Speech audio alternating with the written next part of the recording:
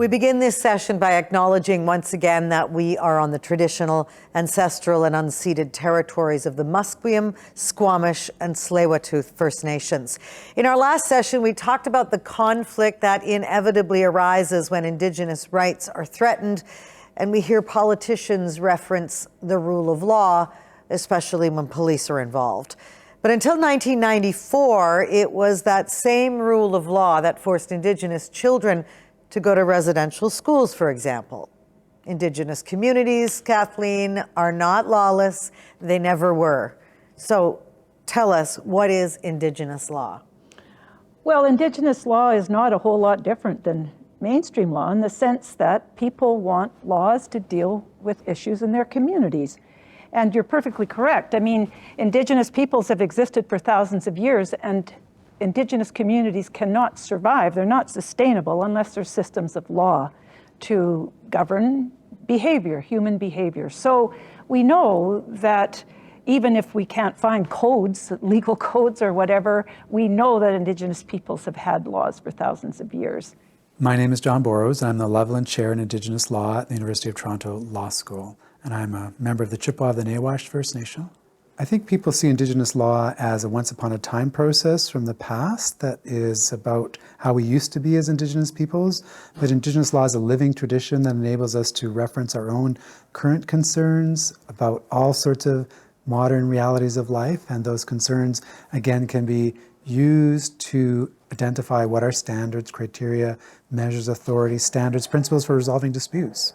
Well, Indigenous law is about creating safety, and it's about creating safety in a way that's got expectations that allow us to understand that things aren't arbitrary in life. And so Indigenous law is about ensuring that a society has patterns of ways of acting so that no one is doing things that aren't without reason. In the present day context, we know more about Indigenous laws because Indigenous people tell us what those laws are.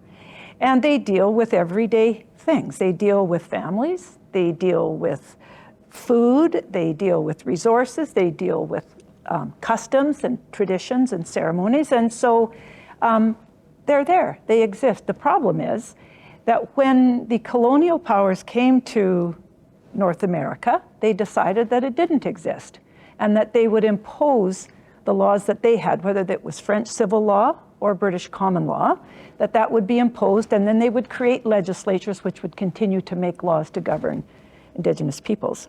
The problem with that, of course, is when you have a political structure and a legal structure that does not recognize a certain segment of your population that doesn't understand that structure or doesn't buy into that structure, you get discontent and you get lack of respect for those imposed laws. So that's been a problem for a long, long time, is that Indigenous peoples don't see themselves or their culture reflected in the laws that are imposed upon them. Phil, can you give us any examples, early memories, if you will, of what Indigenous law may have looked like on your reserve growing up? We didn't see it as necessarily distinct from the prevailing legal system, other than on matters related to alcohol, murder, and certain assaults. Those were the only three criminal matters that allowed the RCMP to come to the reserve and carry out their responsibilities. What was the alcohol offense? Well, because the reserves were dry. You weren't allowed to bring alcohol into the reserve. So if it was known that alcohol was being bootlegged, or you had people that, were brewing alcohol, the RCMP were free to come and confiscate what they found and charge the people that were responsible.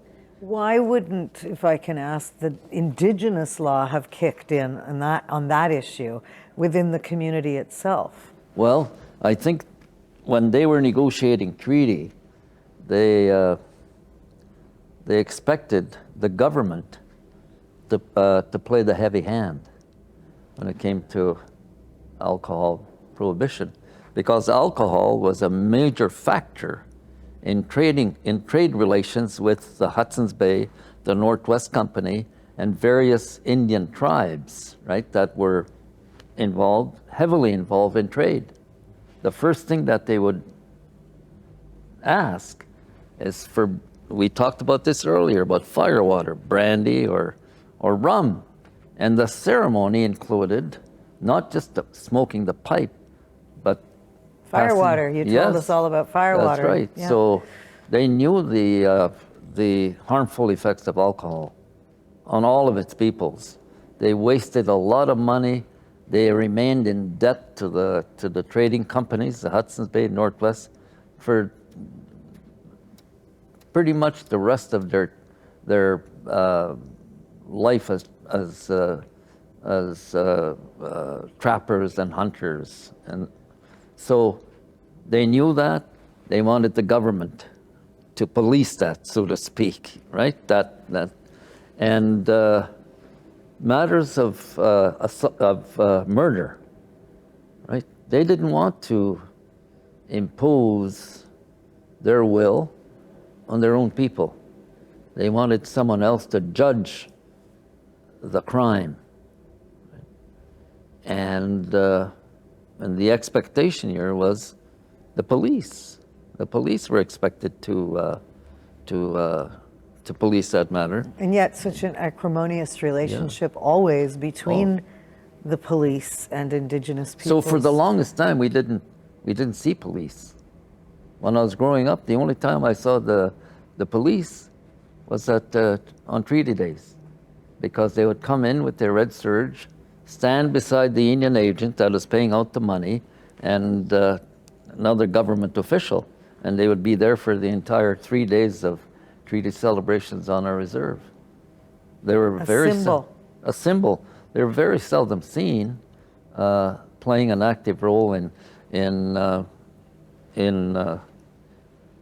meting out justice on the reserve. When it comes to justice on a reserve, though, is it set by the laws and teachings of every reserve? Is it different?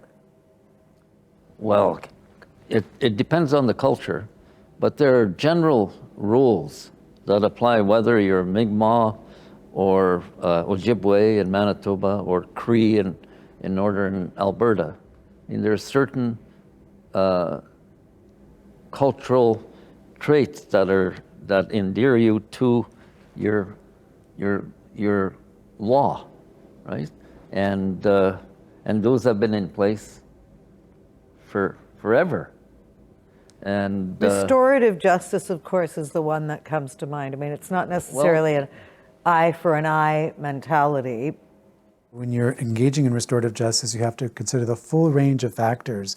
You know, what's best for, of course, the person that's been hurt, what's best for the persons in the community that need continued safety if someone is dangerous in that community. But of course, you're also taking into account the person who's caused the harm and what might be necessary to bring a resolution of whatever trauma is in their life or whatever things that they're not ordering properly, so that you can get them back on a better course, so that they can be people that contribute to the safety of the community rather than taking away from that safety.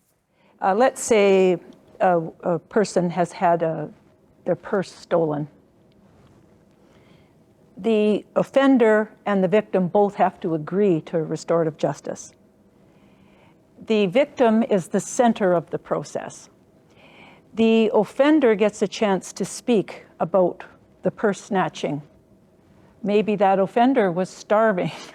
Maybe that offender was trying to steal money for a sick relative that needed drugs. Who knows?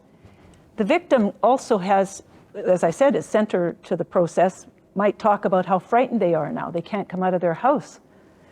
They're fearful of their neighborhood. They don't feel like they belong anymore because of this incident. So they have a conversation, and it's mediated. And so at the end of that process, perhaps this purse snatcher has told the victim he's sorry or she's sorry.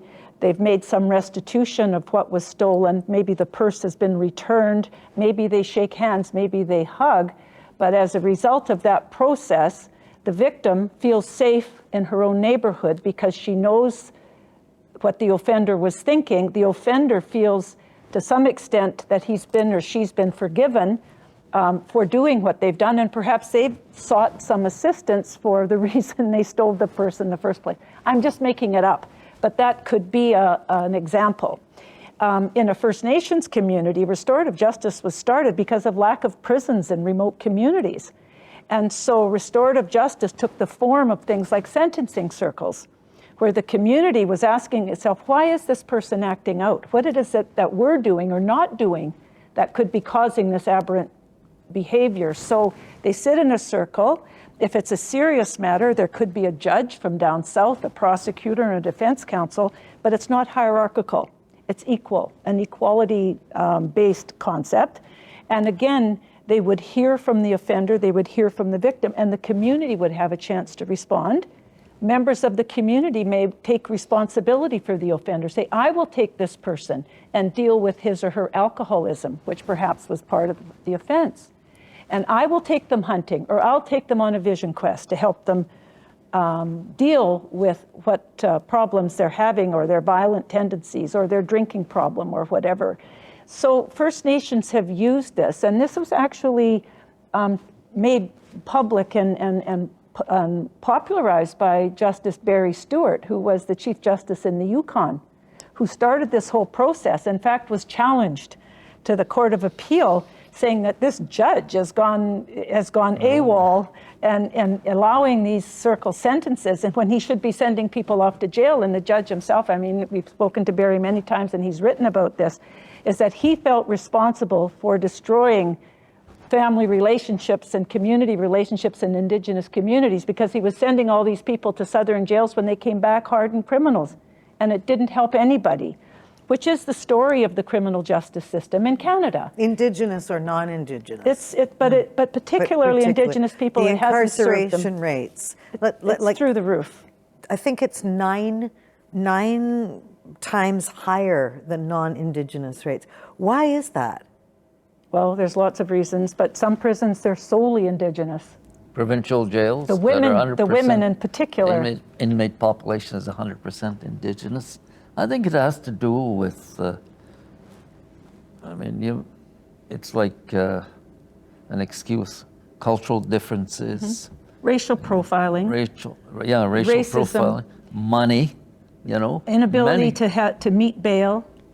Inability to get to court, so because of your lack of transportation, so that the charges mount on failure to appear. Residential schools, intergenerational trauma. Alcoholism. That's interesting, because some people that I know that have been in prison, they say, God, we ate better than we did in rest school. That's crude, No, but I understand the desire to find humor in something like that. But you bring up a really interesting point that I think we should talk about here. Really draw the link, because there will be people watching this who say, come on, you can't blame a criminal culture on the Indigenous residential schools, rather. So draw the link on how that would work for intergenerational trauma. Well, it's been well established now through a lot of studies that children in that setting, they don't have to be Indigenous, where they are brutalized essentially by those that are in the parental role. People being, and we've heard the stories, the 6,000 stories that came before the TRC of horrific physical violence and sexual violence. If you grow up in that context, you're learning these parenting skills from the people who are supposed to be parenting you. You're never loved. You're never comforted when you're hurt. You're never sat down and talked to in a kind and loving parental way. So when these children became adults, they didn't have any of that experience that a person growing up in a loving home would have. So when they had their own When they had their own children, of course, it became problematic in terms of their ability to raise children in a way in which they would feel they belonged, they would feel comforted and loved. And so, that then translates into antisocial behavior often. It often translates into substance abuse, because people self-medicate the lack of emotion, contact, love in their life experience. And so, of course, drug dependency, substance abuse, often leads to crime. We know that. Crime leads to prison, especially in a system like the Canadian Criminal Code system, which hasn't got much room to have any consideration of cultural differences and context, and so people get sent off to institutions.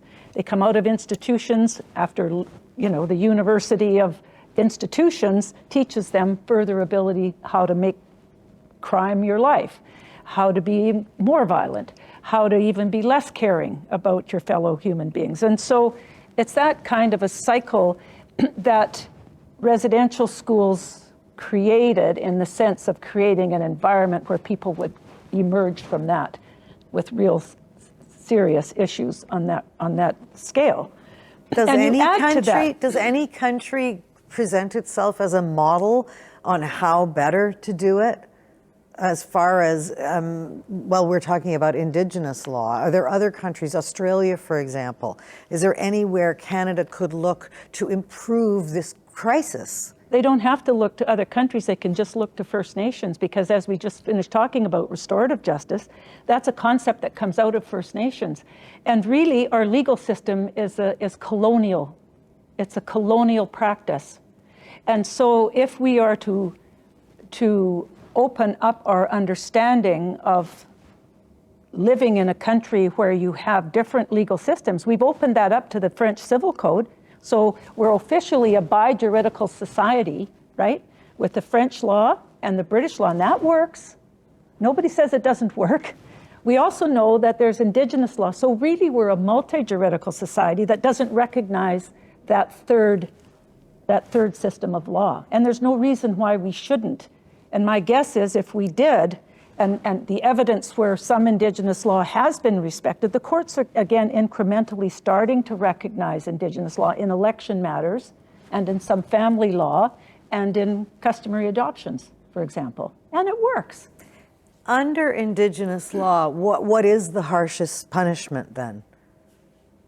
Well, Banishment? I mean, back in the olden days, there was the Wendigo type of law, where a Wendigo was considered to be a very dangerous presence in the community. Explain so that. that presence could be destroyed. It could be a person that was killing members of the community, let's say, maybe because of starvation, maybe because of madness, but they could kill a Wendigo. Okay, they could get rid of that person. There was also banishment. They could banish certain people from the community if they were a danger to the community, because if that person or that individual was a danger to the collective, the individual would have to go.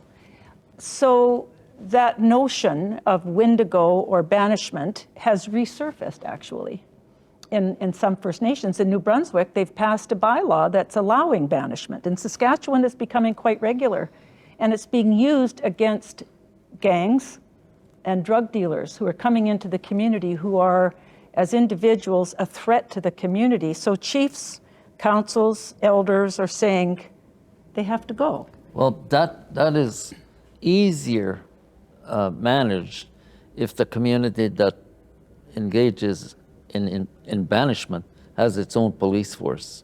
Because you can banish someone, and if there's no police around to enforce the decision, then it's meaningless. So it is especially important in those areas where communities have their own police authorities to look after such rules. But this became a real problem. I think I don't know enough about the old days, right? About our people living out in the interland, eking out a living, and I pardon that expression, living off the land, hunting, fishing, trapping. Then in comes the Hudson's Bay and the Northwest Company and others, and their justice system is swift and harsh on Indigenous peoples, especially if they are seen as doing something contrary to the interests of the company. Whether we're talking about the Hudson's Bay Company or Northwest Company.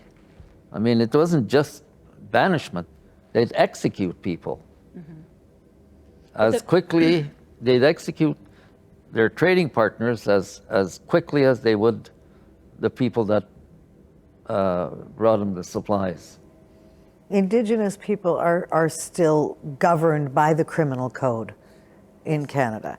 On a reserve, I'm trying to get a better understanding so that we can all better understand how it would look if there was established law enforcement on a reserve by the people for the people, so to speak. It would depend on the reserve and the resources that they have. As we've said, banishment was a technique in remote reserves without prisons. Because if a person is a danger to the community, you want to have something that will remove them from the community, either a jail cell or, in these cases, banishment. And it's interesting to note that recently a Quebec court has approved of a 5-year banishment order that was given by a council of a First Nation in Quebec. So it's not considered to be an inhumane remedy, but as Phil was saying, sometimes without having some kind of enforcement, the person banished could just go to the next community and continue doing the harm. But I mean, many First Nations are perfectly capable of enforcing a criminal code in their own communities, and deciding what that should look like, and deciding what's deserving of more sanction than other things. Family law is another good example. Why shouldn't the community look after family law issues and children and custody of children and such like? But what we would end up with, in all likelihood, is a combination, a hybrid of what works, for example, in the federal system, and apply what works in our community. What works under provincial authorities, and apply that in our communities. And what has worked in our communities to come up with a system that is more in keeping with the rights and interests of community A or community B. But the expectation that it would be something completely new and different is impossible. Today, it's impossible. We're just too open as a society. People come and go, move, and they bring with them, wherever they go, their own experiences. When they come back, they have different experiences. And the point that Kathleen made is you send someone out to prison for 10, 15 years, they come back completely different, completely new person. If people ignore the value of Indigenous law, then we lose a rich source of understanding about how to bring peace to our lives. We also have the danger that there will be more confrontation because people aren't understanding one another, and that confrontation can take away from our economics, can take away from our political possibilities. There's also a danger that if we don't incorporate Indigenous law, that we'll find ourselves with further polarities and further distance, and we really do need to build civility and understanding across our various communities in Canada.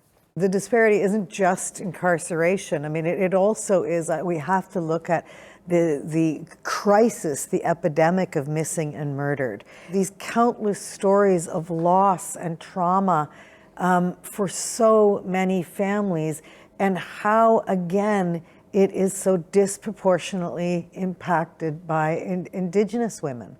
My name is Lynn Grew. I am the Executive Director of the Native Women's Association of Canada, and I am a Métis woman from the Métis Nation of Ontario.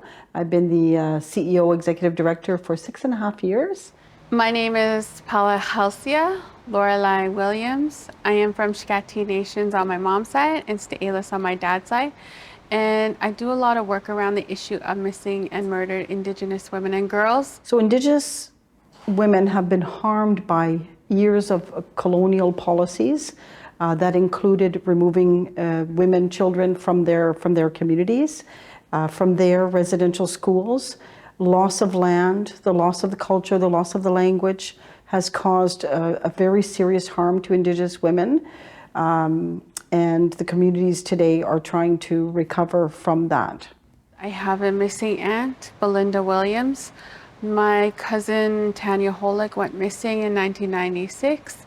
Her DNA was later found on serial killer Robert Pigden's farm. My other cousin, Dorena Green, was taken by a different serial killer, Terry Arnold, and she was raped by him in the mountains when she was only 16 years old. Thankfully, she survived. My other aunt was pushed out of a window in the downtown east side. Thankfully, she survived as well. And so that's why I do the work that I do. There's more stories, you know, there's a lot of, I grew up around a lot of violence. So this is why I think it's important for other people to know about this issue in Canada, because this is a huge issue in Canada. So the National Inquiry into Missing and Murdered Indigenous Women and Girls came about in 2016. It lasted 3 years until 2019. The Government of Canada decided to have this national inquiry after being pressured by many of the groups to do so. There was a large number of women, Indigenous women, that had been documented that they were missing and murdered, and this process needed to take place to have the witnesses and testimony come forward. Thousands of witnesses and testimony did come forward, and eventually a report was handed down in 2019 with 231 calls for justice. And these are 231 different ways and initiatives and changes that had to be made to stop the violence against Indigenous women and girls. We're in survival mode. I could be targeted walking out the store. I could be targeted, because I work with families of MMIWG as well. When we're searching, there's violent men out there. Well, I think you can go back to the Hudson's Bay, you can go back to the first Indian Act. Women were marginalized by colonialism. Prior to colonialism, they were respected. They fulfilled very important roles in their community, governance-wise, labor-wise. They made alliances, they were interpreters, they did all of those things. But then along came the first Indian Act, and all of a sudden it took away from women the ability to participate in governance. See? So it marginalized, it took away their ability to be their identity, in the sense that it only belonged to the men that they were with. So if a husband abandoned his wife, she lost her Indian status. If she married somebody that wasn't First Nation, she lost her status. So her very identity of being an Indigenous woman was so denigrated by the Indian Act that these women became increasingly marginalized and subjects of derision.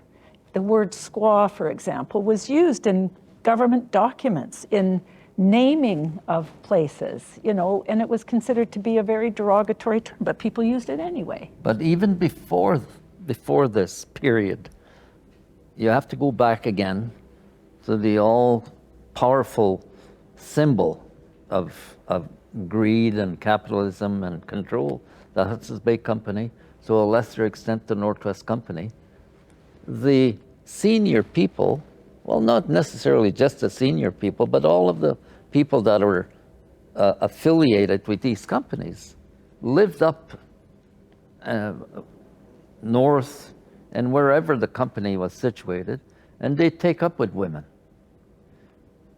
They'd live with women. They in effect got married in the custom of the country.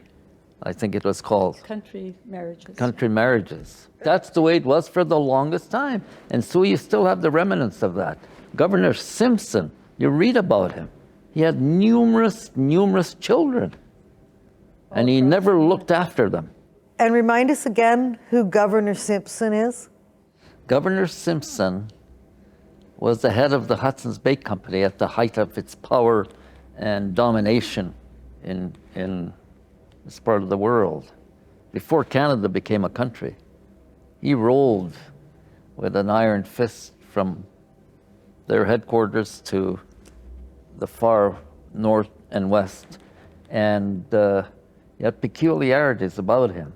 For example, he would always want to set speed records. He had his own massive birch bark canoe carved out, and his paddlers were Iroquois people, and they were powerful. They all dressed the same, and they would take them from Montreal to, say, to Fort Alexander, and then up to the Hudson's Bay, and they would set speed records. They were incredible. They'd sing.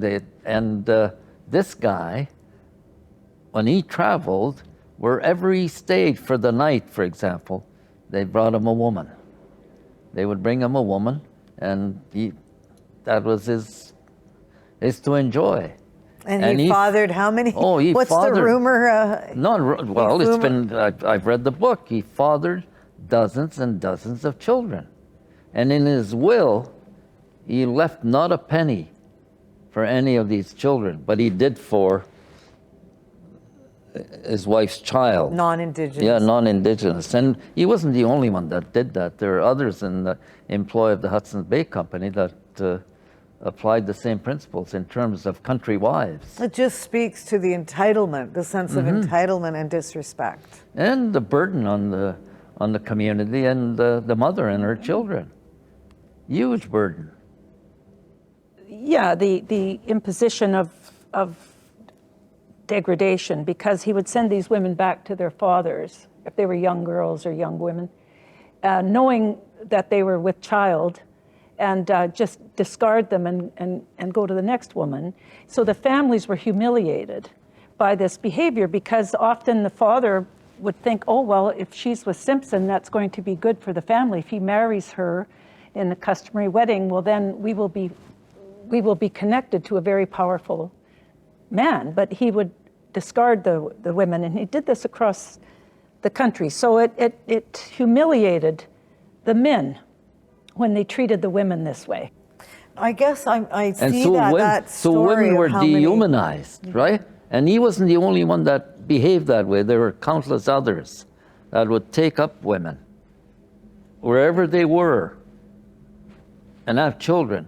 And when they would leave that site and go to another one, they'd leave the woman behind with the children to look after themselves. Not every one of them, but most of them. In our modern era, though, we're talking about women who are murdered, dismembered, thrown on the edges of highways.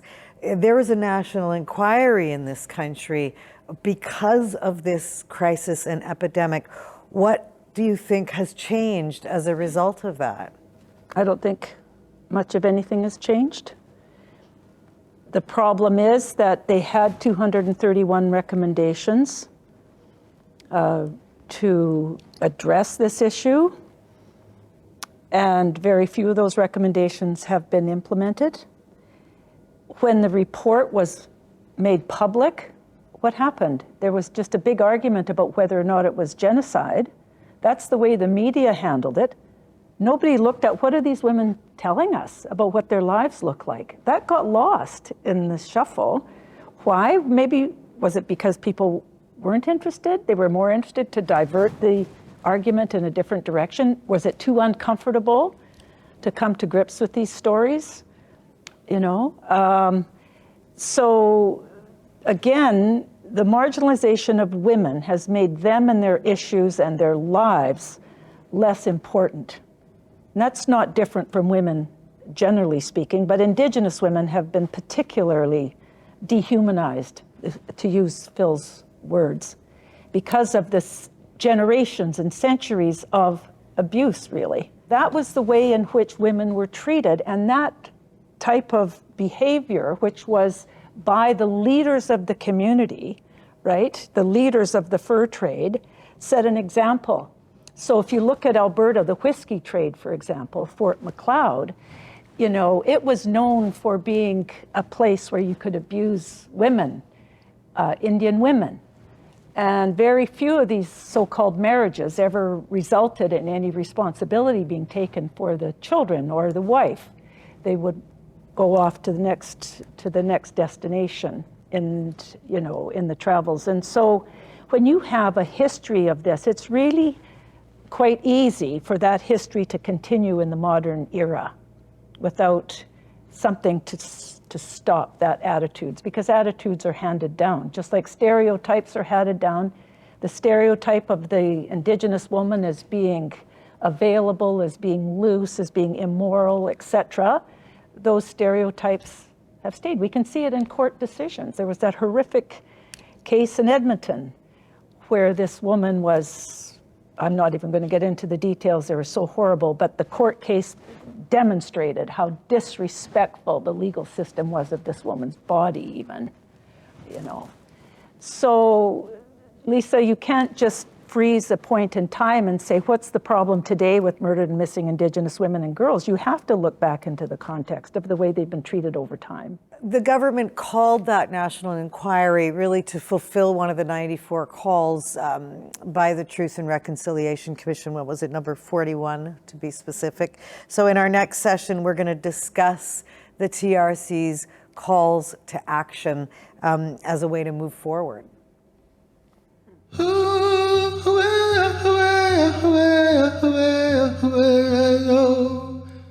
Away,